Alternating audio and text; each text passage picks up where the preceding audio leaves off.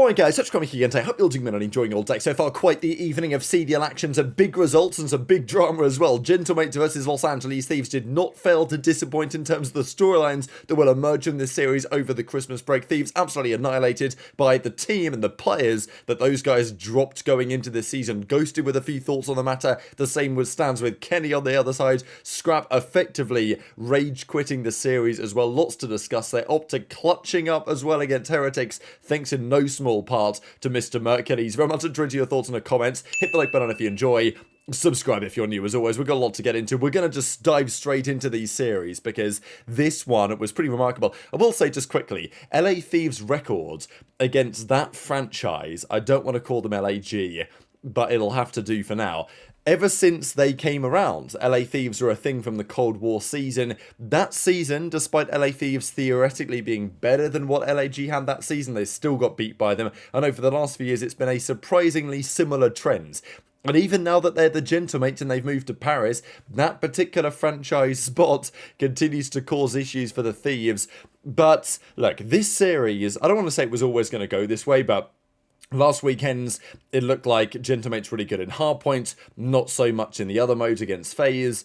Obviously, they were going to work on that. Thieves, I think, if anything, their hardpoint has looked pretty shaky so far. The other modes have been okay. But also, this was an absolute revenge match, right? Ghosty, for sure. Envoy, to a certain degree as well. They wanted to win this series pretty bad. And these revenge series often go the way of the vengeful, and that was certainly the case for Dan Ghosty. He actually didn't go 37 in 13, I think he went 38 in 13 map 1 because the scoreboard is still somewhat bugged, but he had an absolutely sensational takeover, and look, Mercules I think is the best player in the game. Difficult to say otherwise, especially on the evidence of later today, but Ghosty isn't far away right now. Like, he had a really good series.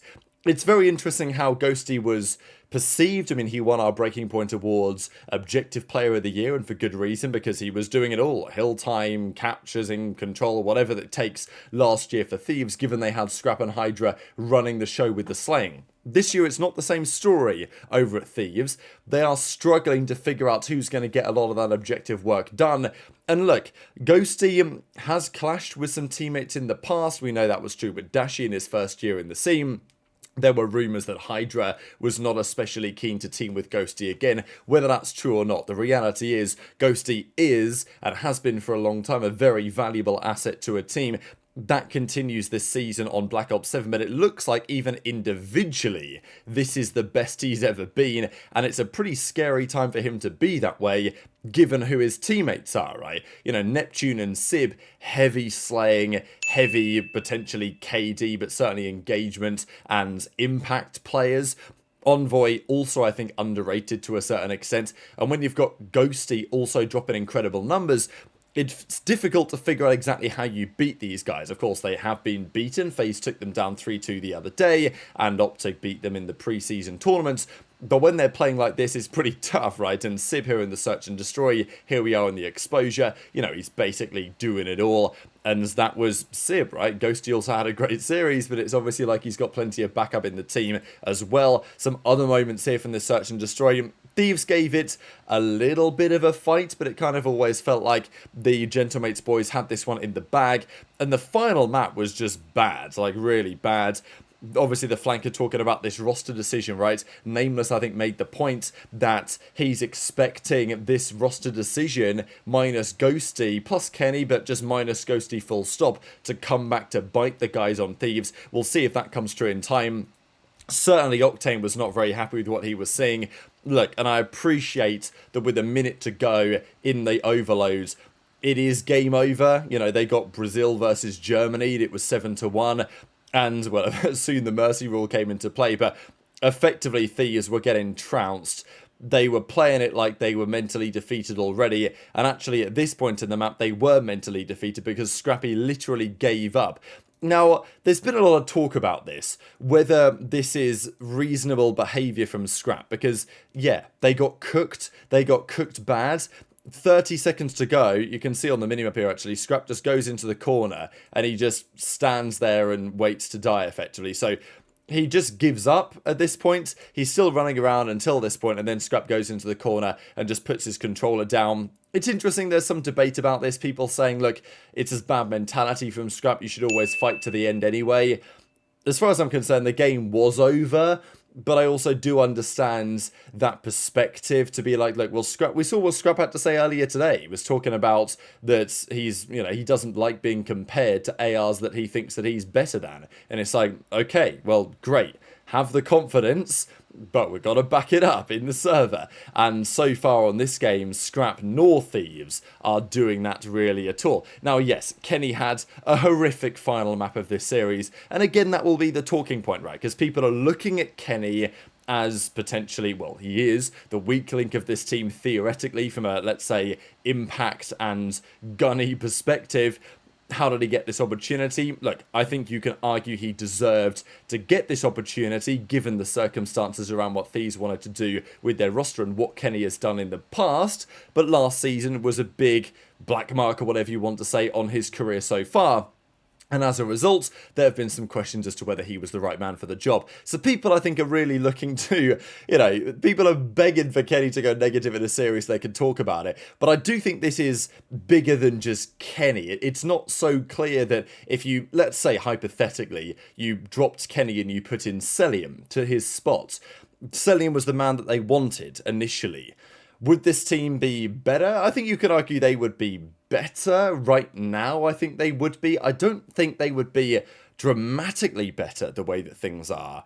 And yes, Cellium had a great series of Falcons yesterday, but I would also have my questions about that team. Yeah, does Kenny bring the intangibles and all this stuff? People have to talk about it, right? And I understand that because people have the perspective, which is fair enough, that says, okay, what do the intangibles mean if you're going to drop 10 kills a map? Fair point on that one. Unlikely Cell would do that. But equally, I think there is more to it than Kenny. Octane was like, damn, Daniel, right? Like, he left the team, and this is what you've done to us now. This even was Kenny's reaction, right? I don't know, there was a bit of talk about this. Kenny was almost laughing. I mean, he wasn't, this isn't the normal Kenny laugh. This is kind of like the little Kenny disbelief face, I think, in a way, to be like, damn, I actually just got, like, insano smoked. HyDra's cam goes out of view. Scrap's literally just totally off the scene. So this is a bad way for the Thieves to go out before Christmas, right? Because this is effectively now what they've got to sit on, really, is this loss going into the Christmas New Year break. Now, Gentlemate had to sit on that FaZe loss last weekend, and that inspired them. It fired them up to do a better job. That's certainly what they did today. But this series is not close. Ghosty finishes the series with a 2.14 KD, plus 40. Plus 40 against his former team. 75 and 35. Obviously, the map 1 contributed to that, but still absolutely outrageous. Kenny, on the other hand, had a 0.56. Of course, the map 3 was especially bad. The map 1 wasn't pretty either.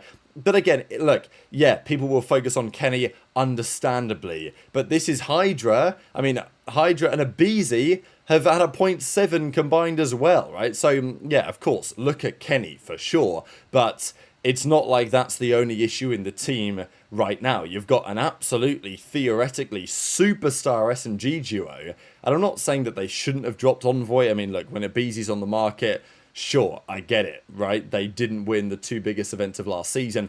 But nonetheless, right, like, they've got a lot to think about here. I know that Benjay was talking about it as well. And yeah, there's obviously plenty to discuss on Kenny, but I think this is a general Thieves conversation as a whole as to the way they want to approach this game going forward, Dante Sib says, still more improvements to make, not even close to where I want to be. So this is the type of mentality from Sib that is going to keep him and Gentlemates being particularly scary this season. I was impressed by the way that they bounced back, really. I think that, Vio's talked about that as well, coach of the team, and said, defeat to FaZe is a wake-up call, worked really hard on our search and our overload, and, well, worked out very well. So the Gentlemates fans absolutely loving this one, and for good reason. Ghosty says, yep, nicely done, lads. I'll see you after the holiday break. So that's quite something.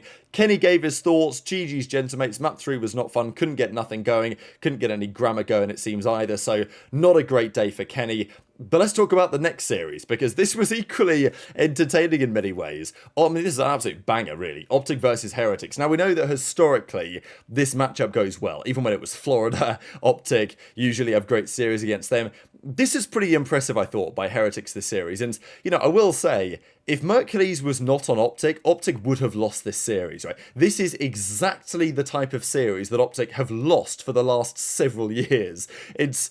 You know, we've seen this so many times before with OpTic, where these league matches, you know, sometimes they overextend, maybe they don't take them so seriously, they think they're going to win, they get punched in the mouth and they forget what plan they had, and all that type of stuff. We've seen it before. It doesn't usually massively matter by the time they get to LAN, but we have often seen it play out in this way. You know, the amount of times that OpTic have gone up 5-3 in a search and lost it. That type of stuff just doesn't seem to happen when Mercules is on the team. But they are still capable of getting comebacked on in a hardpoint. And yeah, wouldn't have expected OpTic to lose 2 hardpoints in this series, but they lose the game 1. They then win the game 2, win the game 3. So it looks like, okay, same against G2, where they lost game 1, bit slow start. Then they come out the gates, they get the job done. Again, even against G2, it was a Mercules masterclass on the Raid Search and Destroy map 2 that got them back in the series. Pre-Mercules, I'm not sure that happens. And the same story again today. So I think OpTic have to be careful not to rely on Mercules too much. Not to think like, oh, well, I'll just take this Chow because Merc's going to bail me out, right? Like, you know, he's not going to be able to bail you out every single time, although so far this season Mercules has bailed them out basically every single time. So look, OpTic lose a remarkable 249-250. It was actually a crazy game, and they brought it back, as I said, from 193 there, and well, there was a couple of big moments in that comeback. Heretics made it play. In the end, no one's going to remember because OpTic won the series regardless. But still, an absolute movie. Den continues to deliver some great results. Redcore, Cam frozen, no reaction there. But yeah, unbelievable from Heretics. Traixx had a pretty good series today. I think I was impressed by him, especially because he has big shoes to fill, with ReeaL leaving, of course. So impressed as to what he did. Still, they did take the L, but they were better today than I thought they would be. Again, round 1, Mercules plays a little rat spot, pops a nice little 2-piece, gets the defuse. Couple of rounds later, it's 3-1, Mercules pops 3 from top laundry, closing out the round, right? So he dropped, I don't know, 11 kills. We'll have a look at the numbers a second in game 2. Game 5, it was a similar story. Dashy was also having an absolute highlight reel this series. This is one of the reasons why there's been questions about whether Raid Search should be in, because, of course, you couldn't do this in Black Ops 2, right? If you wanted to peek this angle, you had to peek zigzag like normal, and the guy Kitchen would, if he didn't get there first, he would be basically equal, and also you got the opportunity in Kitchen to probably slide over without that guy killing you. But with this angle that Dashy has, now look, that is an absolutely disgusting shot, but it is, in this game, a very hittable shot, and it's one that has changed the way that Raid is played, because if the other guy still has a sniper, you can't really go for this anymore. Like, back in the day, this would absolutely be a play that you could go for to get into money. But because the sniper can get here and peek it like this, it's not really so possible. So, yeah, it does change Search and Destroy, but I think for the better, right? Because we get moments like this. This is another one here from Dashy, an outrageous shot. Super misses a shot, and then he just absolutely rips him off that heading. I appreciate the clip kind of frozen, but like, wow, that was a disgusting shot. There were loads of great ones in this map and in this series, so this was especially good. Super was hitting some pretty good ones as well. Funny thing is, after this round, he clutches, well, he nearly clutches it. It gets down to a 1v1.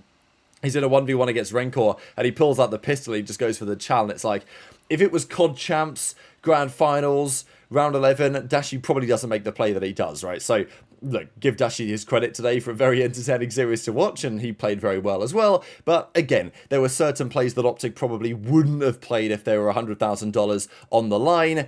But with Mercules, it doesn't matter, because they find themselves, it was up 5-3, then it was 5-4, and there was a couple of rounds here that OpTic were kind of throwing, right? And it looked like what we have seen before, but the final rounds, they get the bomb down, 4v3. Again, Mercules, as always, finds a way to stay alive and be in the perfect position when it matters.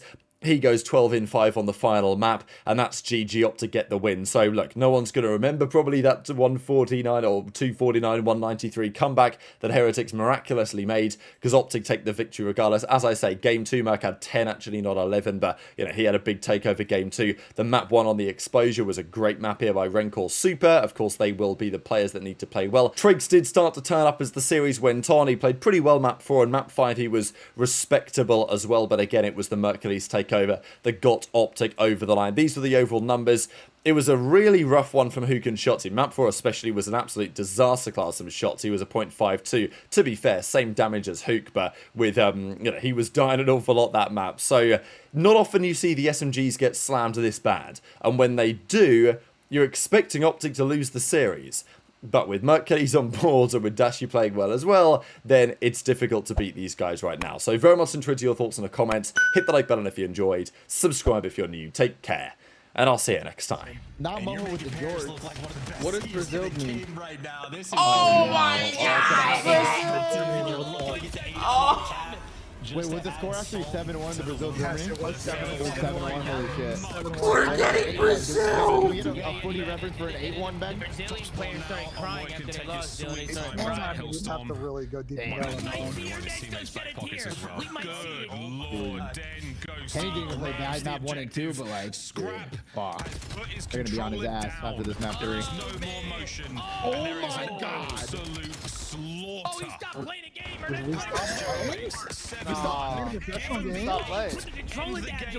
Wait, is there still like a huge online advantage? There is no hope.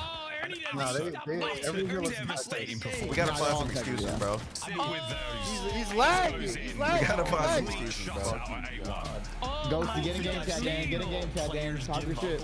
They're getting pounded. 2019. Oh my God. I mean, that might have been the...